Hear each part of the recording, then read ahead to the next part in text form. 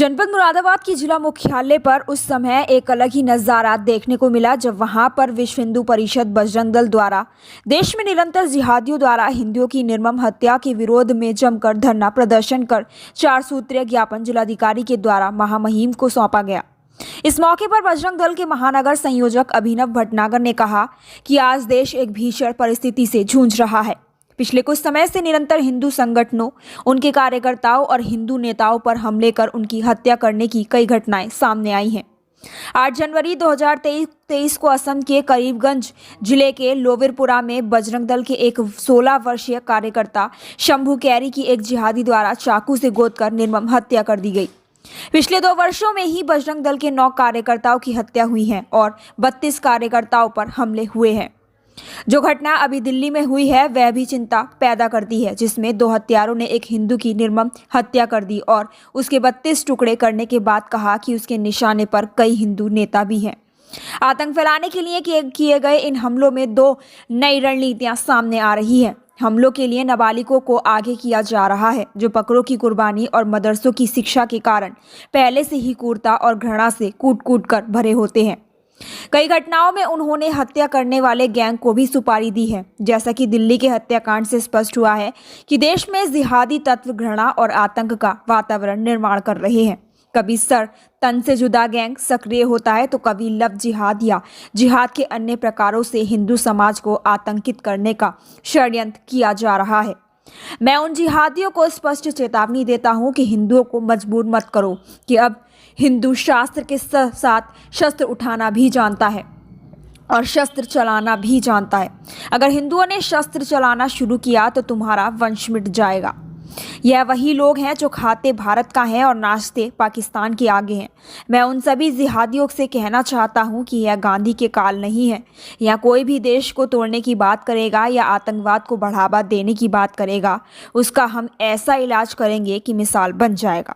आज बजरंग दल की तरफ से क्या प्रार्थना पत्र दिया गया है, क्या मांग की गई?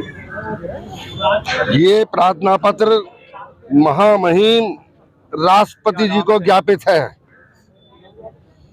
इस ज्ञापन के माध्यम से विश्व हिंदू परिषद बजरंग दल एक मांग करता है कि आसाम के कोकराझार के अंदर एक बजरंग दल का कार्यकर्ता शंभू, जिसकी आयु मात्र 16 वर्ष थी, इन जिहादियों ने चक्कुओं से गोद के उसको छलनी कर दिया।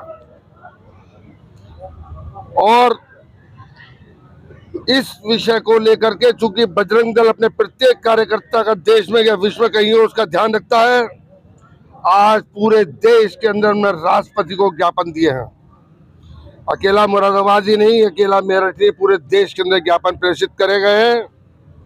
ये 1946 से पहले जैसे डायरेक्ट एक्शन की बात हुई थी, प्रतीत ऐसा होता है कि मुल्ला मौलवी,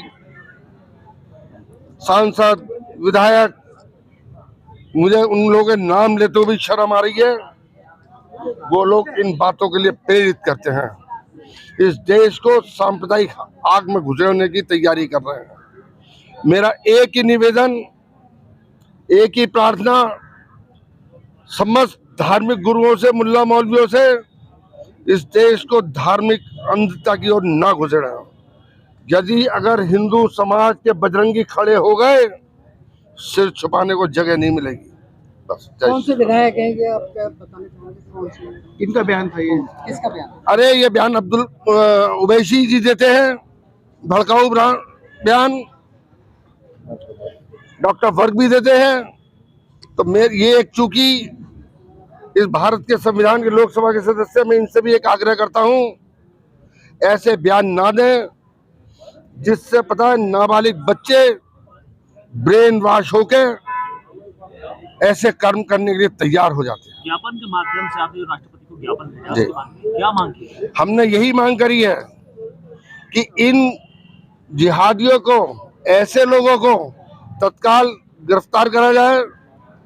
उनको मैं तो कहूँ फांसी की सजा दी जाए, वो भी कम है, बल्कि और कोई सजा ऐसी दी जाए जिससे आगे आने वाली के पीढ़ी के लोग ऐसी हत्याएं करने वाले, कभी तो सरतन से जुदा गैंग आता है, कभी चाकू से हत्याएं होती हैं,